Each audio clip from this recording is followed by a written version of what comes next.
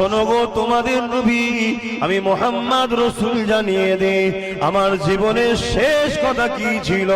নবী যখন দুনিয়া জমিন থেকে আখিরাতের রাস্তায় চলে যাচ্ছিলেন আল্লাহ নবীর জবানে শেষ কথা ছিল সালাত সালাত সালাত, নামাজ নামাজ নামাজ। আর একটা কথা ছিল ইয়া রাব্বি হাবলি ইয়া উম্মতি ইয়া উম্মতি, আল্লাহ আমার উম্মত উম্মতিদের কি হবে উপায়। আর একটা কথা ছিল নামাজ নামাজ নামাজ। আল্লাহ নবী জানিয়ে দিলেন যখন তোমরা নামাজে দাঁড়িয়ে যাবে মনে রেখে দিও একেবারে তোমাদের কুদরতি ভাবে আল্লাহ তোমাদের সামনে দাঁড়িয়ে আছে, তিনার সঙ্গে তোমরা কথা বলতে শুরু করে দিয়েছো। আলহামদুলিল্লাহ রাব্বিল আলামিন, সমস্ত প্রশংসা সেই রবের রব্বুল আলামিনের। এইভাবে তুমি যখন তিলাওয়াত করবে আল্লাহ পাক তোমার তিলাওয়াতের প্রত্যেকটা জবাবটা দিতে থাকবে। যতক্ষণ তিলাওয়াত করবে আল্লাহ পাকের সঙ্গে কথা হতে থাকবে।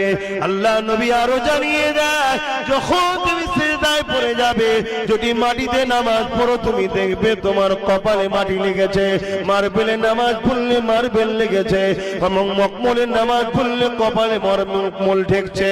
কিন্তু আমার আল্লাহ জানিয়ে দিলেন হাদিসে কুরসিতে নবী আমাদেরকে জানিয়ে দিয়েছে হে আমার উম্মত উম্মতি রে তোদের কপালটা আমার আল্লাহর কুদরতি কদমে পড়ে যায়।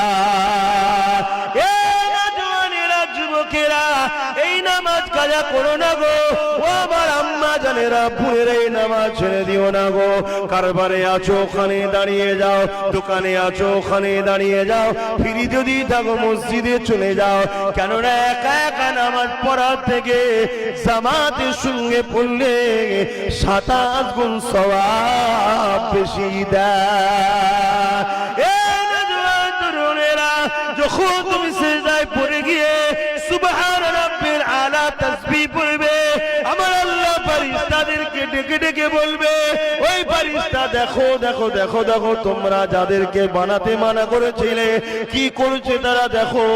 ফেরেশতা তখন বলতে লাগবে ও রাব্বি আল্লাহ দুনিয়া সব কিছু ভুলে গিয়ে নিজেকে আপনার কুদরতি কদমে উৎসর্গ করে দিয়েছে, দিয়ে তারা বলতে লেগেছে সুবহান রাব্বিল আলা। ওরে আমার ফেরেশতারে পাপের বোঝা নিয়ে আমার পবিত্রতার বর্ণনা করে, পাপের বোঝা নিয়ে আমার পবিত্রতার গুণগান করে। ওরে ফেরেশতারে ও যদি আমার পবিত্রতার গুণগান দেয় আমি আল্লাহ কেন ওকে ছেড়ে দেবো?